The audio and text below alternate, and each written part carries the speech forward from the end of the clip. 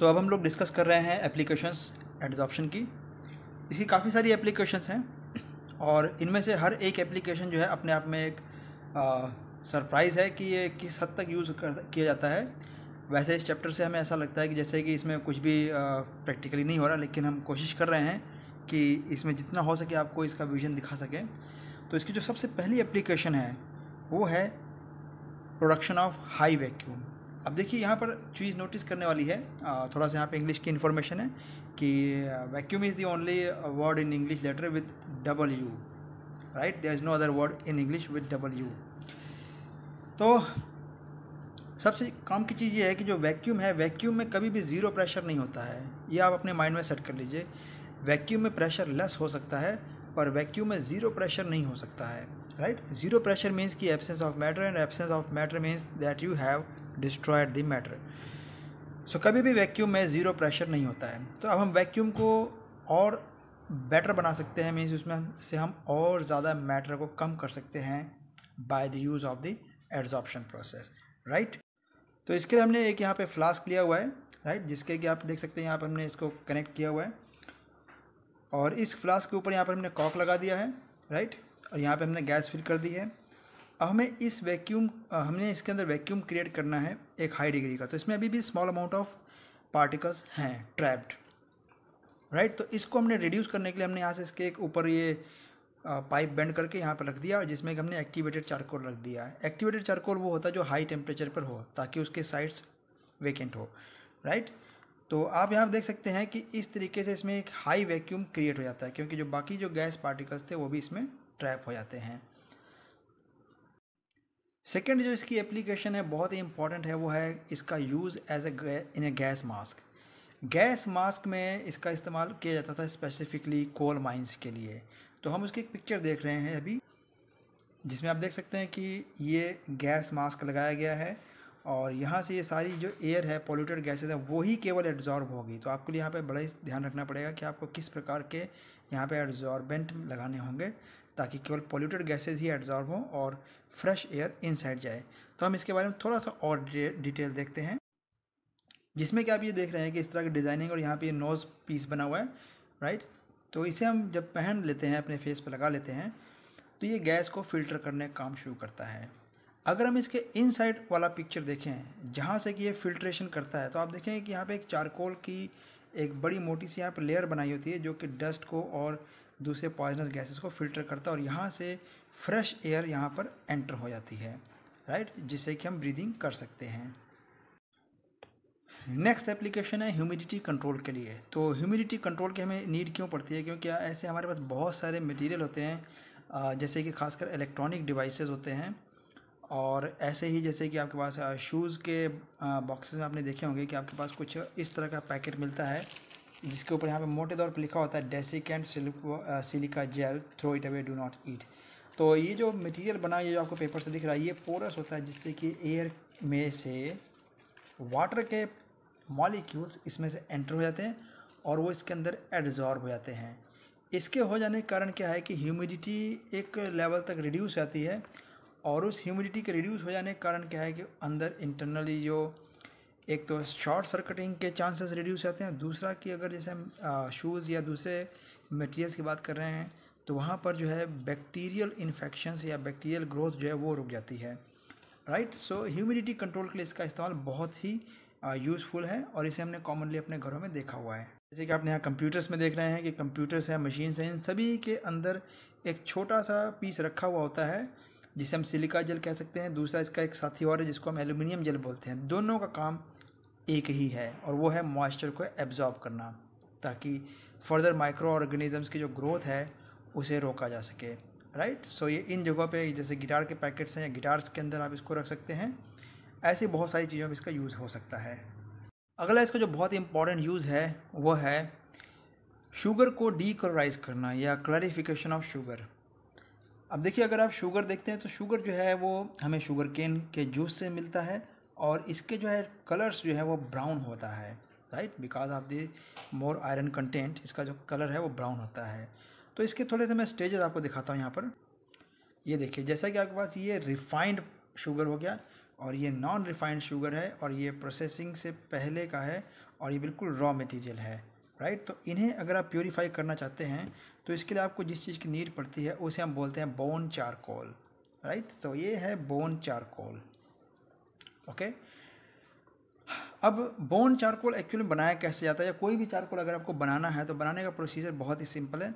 आपको इन सभी को ऑक्सीजन की एब्सेंस में हीट करना पड़ता है। अगर आपको जैसे बोन चारकोल स्पेसिफिकली बनाना है जो कि कैटल्स या फिर पिग्स के बोन से बनाई जाती हैं, तो इनके लिए इन बोन्स को high to high 700 degree Celsius तक कई दिनों तक इसको लगातार हीट करते रहना पड़ता है, जिसके कारण इसमें से मॉइस्चर या गैसेस जो कुछ भी इसके अंदर वोलाटाइल है वो सब कुछ रिमूव हो जाता है और हमारे पास ये बोन चारकोल बच जाता है।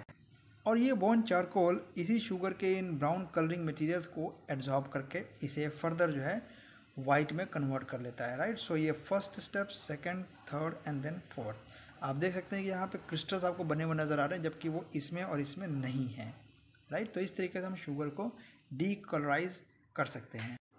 और इस एनिमेशन में हम इसको देख सकते हैं कि यहाँ पर मेरे पास एक इम्प्योर शुगर का सैंपल लिया हुआ है और ये फनल के ऊपर मैंने चारकोल रखा हुआ है, राइट। जिसमें से कि हम इसको अगर सोल्यूशन को पास करेंगे तो ये पूरा के पूरी तरह के जो इसका कलरिंग मैटर है वो एब्जॉर्ब कर लेगा और आपके पास यहाँ पे एक ट्रांसपेरेंट सोल्यूशन जो है बचेगा, जो कि आपके पास वाइट शुगर की फॉर्म में आपके घर पे अवेलेबल होता है। ये एक बड़ी ही इंटरेस्टिंग एप्लीकेशन है क्रोमेटोग्राफी, जिसमें कि हम कलर्ड सब्सटेंसेस को सेपरेट करते हैं और वो सभी कलर्ड सब्सटेंसेस जो है वो आपस में मिक्सअप हुए रहते हैं। जैसे कि अभी आपके सामने ये मेरे पास एक इंक की आपको दिख रही है कैप है छोटी सी, राइट। सो ये मेरे पास एक ब्लू इंक है। इसी तरीके से अगर आपके पास एक ब्लैक इंक भी होगा तो black ink is not black perfectly because black is not a colour purely, right. So इस तरीके से अगर आपके पास ब्लैक इंक है और अगर आप उस ब्लैक इंक को किसी सिंपली पेपर पे अगर आप ड्रॉप कर दें और थोड़ी देर छोड़ दें तो आप देखते हैं कि उसमें कुछ कलर चीज़ें बननी शुरू हो जाती हैं, जिससे कि हम इस तरह के पेपर पे देख सकते हैं, जिसमें कि आप देखेंगे कि यहाँ पर मैंने कुछ ब्लैक डॉट्स लिए हैं ए और बी पॉइंट पे, और आप देखेंगे कि किस तरीके से यहाँ पे स्प्लिट हो जाता है और ये कलर कंपोनेंट्स में सेपरेट हो जाता है, राइट। तो इसी तरीके से आप एक लिक्विड क्रोमेटोग्राफी भी देख सकते हैं, जिसमें कि हम पार्टिकल्स को जो कि हमें ट्रांसपेरेंट दिखते ज़रूर हैं but they are not really transparent, just कि जैसे ये ब्लैक जो है परफेक्टली ब्लैक नहीं था, black is a mixture of different colours, right. जिसमें कि आप इस तरीके का देखेंगे कि एक सब्सटेंस लिया हुआ है और इसके अंदर ये मैंने लिक्विड सब्सटेंस डाल दिया है। ये जो नीचे वाइट्स आपको दिख रहा है ये एक तरीके से एब्जॉर्ब करने का काम करता है, राइट। और अभी इसमें आपको एक सिंगल कलर दिख रहा है और ये मेरे पास एक इल्यूएंट है जो कि इसको पूरा वॉश करता हुआ जाता है और जो इसमें से कंपोनेंट ज़्यादा एब्जॉर्ब होगा वो उसके अकॉर्डिंग आ जाएगा, ठीक है। फॉर एग्जांपल आपको दिख रहा होगा कि यहाँ पर एक येलो पीस है, ब्लू पीस है, रेड पीस है। दैट मीन्स ये हुआ कि जो रेड पीस है वो इस लिक्विड में मिनिमम एब्जॉर्ब हुआ है और जो यहाँ पे आपके पास ये जो ऑब्स्टिकल्स रखे हुए थे हमने, जिसको हम ग्लास बीड्स बोलते हैं, वो इसके कंपोनेंट्स उस ग्लास बीड्स के साथ में ज़्यादा स्ट्रांगली एब्जॉर्ब थे, जिस कारण से ये ऊपर ही रह गया और जो लीस्ट एब्जॉर्ब थे वो नीचे और नीचे चले गए, राइट। अब हम इसमें क्या कर सकते हैं कि हम इसको स्टेप बाय स्टेप एक एक करके अलग अलग बीकर्स में एक एक कंपोनेंट को सेपरेट कर सकते हैं, राइट। जैसे कि अभी ये फर्स्ट कंपोनेंट मैंने सेपरेट किया है और इसके बाद फिर आप इसमें सेकंड कंपोनेंट सेपरेट कर सकते हैं एक अलग बीकर रख के, एंड देन फाइनली आपके पास थर्ड कंपोनेंट भी सेपरेट हो सकता है अलग बीकर रख करके। Okay, so that was all about the chromatography, right. एक और भी इसकी इंपॉर्टेंट एप्लीकेशन है वो है हेटेरोजीनियस कैटालिसिस। हेटेरोजीनियस कैटालिसिस का यूज़ सबसे ज़्यादा हम करने वाले हैं ऑर्गेनिक रिएक्शंस में मेनली, राइट। जिसमें से एक फेमस रिएक्शन है हाइड्रोजिनेशन ऑफ ऑयल्स, राइट, जिसमें कि आप एक ऑयल को फैट में कन्वर्ट कर लेते हैं with the help of nickel and hydrogen, right. So हम इसको एनिमेशन में देखते हैं कि किस तरीके से उसमें हाइड्रोजन और एक जो इथीन गैस है वो किस तरीके से अटैच होता है। ये बात नोटिस करने वाली है कि एक गैस दूसरे गैस के साथ में इस तरीके से फिजिकल कांटेक्ट कभी नहीं बना सकती है, बिकॉज वो गैसेस हैं तो वो फ्रीली मूव करेंगे और उनके पास अटैच होने का कोई रीज़न नहीं है। लेकिन एक सरफेस प्रोवाइडर ये काम बहुत अच्छे से कर सकता है, जो कि एक कैटलिस्ट होता है, राइट। सो ये काम किया हुआ है कैटलिस्ट की तरफ से। अभी आप इस जगह पे देख रहे हैं कि जो गैस के पार्टिकल्स हैं, ये जो यहाँ पे आपको ये डबल आपको यहाँ पे बॉल्स नज़र आ रही हैं, ये हाइड्रोजन के मॉलिक्यूल्स हैं, राइट, हाइड्रोजन के मॉलिक्यूल्स हैं। और आपको ये जो वाइट सरफेस नज़र आ रहा है, ये सारा हमने निकल को रिप्रेजेंट करने के रखा है, ये निकल है। तो आप देख सकते हैं कि हाइड्रोजन के किस तरीके से पार्टिकल्स जो है वो इस पर ट्रैप हो जाते हैं और because of the electronic interactions वो इसके साथ बाउंड हो जाते हैं, जिसे कि हम बोलते हैं एड्जॉर्ब हो चुके हैं, राइट। तो एड्जॉर्ब हो जाने के बाद अब नेक्स्ट स्टेप क्या है कि एक एसिटिलीन मॉलिक्यूल के साथ इसकी कॉम्बिनेशन होनी चाहिए, राइट। तो वो भी पॉसिबल तब होगा जब वो भी इसके क्लोज कांटेक्ट में आएगा, राइट। तो इसे हम यहाँ पर इस चीज़ को समझ सकते हैं, राइट, जिसमें कि आप देखते हैं कि एसिटिलीन गैस के साथ में हाइड्रोजन कंबाइन होता है इन द प्रेजेंस ऑफ निकल और ये बन जाता है इथेन। तो इस तरीके से हाइड्रोजन ट्रैप हो जाता है और एसिटिलीन के आने के बाद यहाँ पर इसकी एक नई बॉन्डिंग इसकी बन जाती है, राइट। सो इसे हम बोलते हैं कैटालिटिक रिएक्शंस।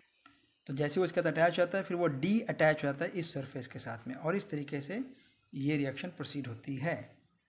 ये बात भी इसमें नोटिस करने वाली है कि हम इसे हेटेरोजीनियस कैटालिसिस इसीलिए कह रहे हैं क्योंकि जो रिएक्टेंट्स हैं वो गैशियस फेज़ में हैं, प्रोडक्ट्स गैशियस फेज़ में हैं, बट जो कैटलिस्ट है वो सॉलिड फेज़ में है। तो जब भी इस तरीके से रिएक्टेंट प्रोडक्ट्स और गैसेस के फेज़ डिफरेंट होंगे तो उसे हेटेरोजीनियस कैटालिसिस बोलेंगे, अदरवाइज अगर सेम है तो होमोजीनियस कैटालिसिस बोलेंगे। वहीं पर यह बात भी नोटिस करने वाली है कि अगर कैटालिसिस हो ही रहा है तो इसमें ज़रूरी है कि सरफेस एरिया बड़ा हो, यानी कि हमें पाउडर सब्सटेंस लेके चलना चाहिए जैसे कि यहाँ दिखाया हुआ है, ना कि इस तरीके से जिससे कि इसकी एफिशिएंसी कम रहेगी। पाउडर में इसकी एफिशिएंसी ज़्यादा है because of more surface area. एक और एग्जांपल के तहत हम हैबर प्रोसेस में देख सकते हैं जिसमें कि अमोनिया बनता है, वो भी हेटेरोजीनियस कैटालिसिस की एग्जांपल है, जिसमें कि आप देखेंगे कि आयरन एक सॉलिड स्टेट में, बाकी रिएक्टेंट्स और गैसेज जो है वो गैशियस फेज में हैं, राइट। इसके अलावा हमारे पास कुछ और भी एग्जांपल है जैसे कि सल्फर ट्राइऑक्साइड का बनाना, जिसमें कि हम वेनेडियम पेंटॉक्साइड यूज़ करते हैं इन सॉलिड स्टेट। और यहाँ देखिए ओलियम बनाया जा रहा है तो इसको हम यूज़ करते हैं वेनेडियम पेंटॉक्साइड। इसी तरीके से वेजिटेबल ऑयल और हाइड्रोजन के यूज़ करते हैं निकल के प्रेजेंस में, तो यहाँ फैट बन जाता है। तो ये भी एक हेटेरोजीनियस कैटालिसिस का एग्जाम्पल है। एड्जॉर्प्शन इंडिकेटर्स इसकी बहुत इंटरेस्टिंग एप्लीकेशन है जिसका यूज़ मेनली हम लोग +2 की केमिस्ट्री में करते हैं during the titration of silver nitrate with potassium bromide, right. हालांकि और रिएक्शंस भी हैं इसकी, पर अभी मैं स्पेसिफिकली इसमें जो एग्जांपल यूज़ कर रहा हूँ एनिमेशन में वो केवल पोटेशियम ब्रोमाइड और सिल्वर नाइट्रेट के लिए इस्तेमाल किया जा रहा है, राइट। तो यहाँ पर आपने इस एनिमेशन में आपने देखा हुआ है कि इस तरीके से मेरे पास ब्यूरेट रखा हुआ है, नीचे कॉनिकल फ्लास्क रखा हुआ है, राइट। और हम इसके अंदर जो टाइट्रेशन के लिए जो सब्सटेंस यूज़ कर रहे हैं वो है सिल्वर नाइट्रेट इस ब्यूरेट में और पोटेशियम ब्रोमाइड। और यहाँ पे आपने देखा है कि यहाँ ईओसिन दे रखा है जो कि एक इंडिकेटर है, इसके अंदर एडअप किया गया है, राइट। तो जैसे ही एंड पॉइंट आता है तो एंड पॉइंट में ये कलर आपको मिल जाएगा। ये कलर यहाँ पे आपको जो ग्रीनिश कलर है वो फ्लोरेसिन के साथ है। अब ये कलर बनता कैसे है? एक्चुअली सारा गेम यहाँ पर इसके कारण हो जा रहा है क्योंकि अगर आप देखेंगे कि पोटेशियम ब्रोमाइड एक ट्रू सोल्यूशन बना देता है, सिल्वर नाइट्रेट एक ट्रू सोल्यूशन में है, बट जो सिल्वर ब्रोमाइड है ये एक तरह का प्रेसिपिटेट बन जाता है, राइट। तो ये जो प्रेसिपिटेट बन जाता है यही सरफेस प्रोवाइडर होता है और इसी वजह से जैसे ही ये एड्जॉर्ब करता है फ्लोरोसिन को, ठीक है, तो ये कलर आ जाता है जिससे हमें इसका एंड पॉइंट पता लग जाता है, ऑलराइट। ये एप्लीकेशन काफ़ी ज़्यादा सर दर्द कर सकती है बिकॉज जो गैसेस हैं, इनर्ट गैसेस हैं, उन्हें सेपरेट करना। पहली बात तो ये कि इनका फ्रैक्शन बहुत कम है एनवायरनमेंट में, और दूसरी बात ये कि गैसेस जो हैं हमेशा कलरलेस होते हैं, इनविजिबल होते हैं, और जो कलर्ड होते हैं केवल वही विजिबल होते हैं, बट जितनी भी इनर्ट गैसेस हैं सारी कलरलेस हैं, सारी इनविजिबल हैं, और हम उन्हें सेपरेट कैसे कर सकते हैं with the help of the adsorption phenomena. तो ये एक बहुत ही इंपॉर्टेंट पॉइंट है, इसे हम कैसे कर सकते हैं। इसके लिए हमने फ्रेंडली एड्जॉर्प्शन आइसोथर्म अभी कुछ पिछले लेक्चर में शायद पढ़ा हुआ है, तो उसका भी हम इसमें यूज़ समझ सकते हैं कैसे हुआ है।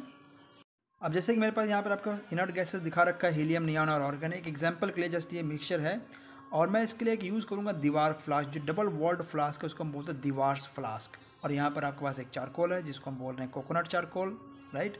और यहाँ पर आपने एयर को लिक्विफाई किया हुआ है। तो जिस तरीके से ये पार्टिकल स्पेसिफिकली जो यहाँ पर एक पर्टिकुलर चारकोल पे जो ज़्यादा एड्जॉर्ब होता जाएगा, राइट, वो यहाँ से बाहर आता चला जाएगा। तो इसमें क्या चीज़ है कि जितना भी एड्जॉर्प्शन हो रहा है वो उनके साइज़ पे डिपेंड करता है। जिसका साइज़ बड़ा है उसका मास ज़्यादा है, जैसे कि आर्गन का साइज़ बिगर है देन नियॉन, तो आर्गन इसमें ज़्यादा एड्जॉर्ब होगा और इस तरीके से आप आर्गन को सेपरेट कर सकते हैं, राइट। और यहाँ एक दूसरा कॉन्सेप्ट मैंने शो किया हुआ जो कि टेम्परेचर का है। तो वो ऑब्वियस सी बात है कि temperature should be lower down, right, ताकि इस काम को हम सही तरीके से कर सकें। तो इस तरीके से आप इनर्ट गैसेस को सेपरेट कर सकते हैं। सबसे ईजिली जो इनर्ट गैस सेपरेट हो सकती है वो है रेडॉन, इसलिए बिकॉज उसका जो साइज़ है वो लार्जेस्ट है of all the inert gases available till date now. Okay, काफ़ी फेमस है froth flotation process. Froth flotation, froth माने झाग, और इसे हम मेनली सल्फाइड ओर्स के लिए यूज़ करते हैं फ्रोथ फ्लोटेशन प्रोसेस को। तो फ्रोथ फ्लोटेशन प्रोसेस हम लोगों ने लोअर स्टैंडर्ड में पढ़ा ज़रूर है, लेकिन अभी हम देख लेते हैं कि ये एप्लीकेशन है एक तरह की सरफेस केमिस्ट्री का, एड्जॉर्प्शन का, राइट। सो इसको हम एक एनिमेशन के तरीके से समझ सकते हैं कि किस तरीके से एड्जॉर्प्शन हो सकता है और फ्रोथ फ्लोटेशन प्रोसेस को प्रोसीड किया जाता है। तो इसमें आप देख सकते हैं कि यहाँ पर ये एगिटेटर है जिसको ये लगातार फिल्टर कर रहा है, और आप ये येलो पार्टिकल्स आप देख रहे हैं जो कि ऊपर की तरफ उठ रहे हैं, राइट। तो यहाँ पर आप देख सकते हैं कि एड्जॉर्प्शन हो रहा है, जिससे कि हमने डिटेल में दिखाया हुआ है कि किस तरीके से पार्टिकल्स जो है वो एड्जॉर्ब हो रहे हैं। यहाँ पे आपने देखा कि वो एड्जॉर्ब होकर के जो पार्टिकल्स हैं और के वो पार्टिकल्स जो है सरफेस तक आ जाते हैं, और जो इसमें गैंग पार्टिकल्स हैं वो इसमें नीचे ही रह जाते हैं। इस तरीके से आप जो है एक सल्फाइड ओर को यहाँ से प्योरीफाई कर लेते हैं। नेक्स्ट इसकी जो एप्लीकेशन है वो है इसकी मेडिसिन केस में, और ये एक लास्ट एप्लीकेशन है हमारे पास हमारे सिलेबस के अकॉर्डिंग। मेडिसिन जो है हमारी बॉडी में जो एड्जॉर्ब होती हैं वो भी इसी के एक एग्जांपल है कि हम किस तरीके से अपनी बॉडी में मेडिसिन को एड्जॉर्ब कर सकते हैं या एब्जॉर्ब कर सकते हैं। कुछ मेडिसिन हमारी बॉडी में एड्जॉर्ब हो जाती हैं, राइट। तो जब आप इसको मेडिसिन को अप्लाई करते हैं तो जो जर्म्स होते हैं वो एड्जॉर्प्शन के प्रोसेस से किल हो जाते हैं, और इस तरीके से हम बीमारियों से लड़ते हैं, राइट। तो इस तरीके से ये काम करती हैं।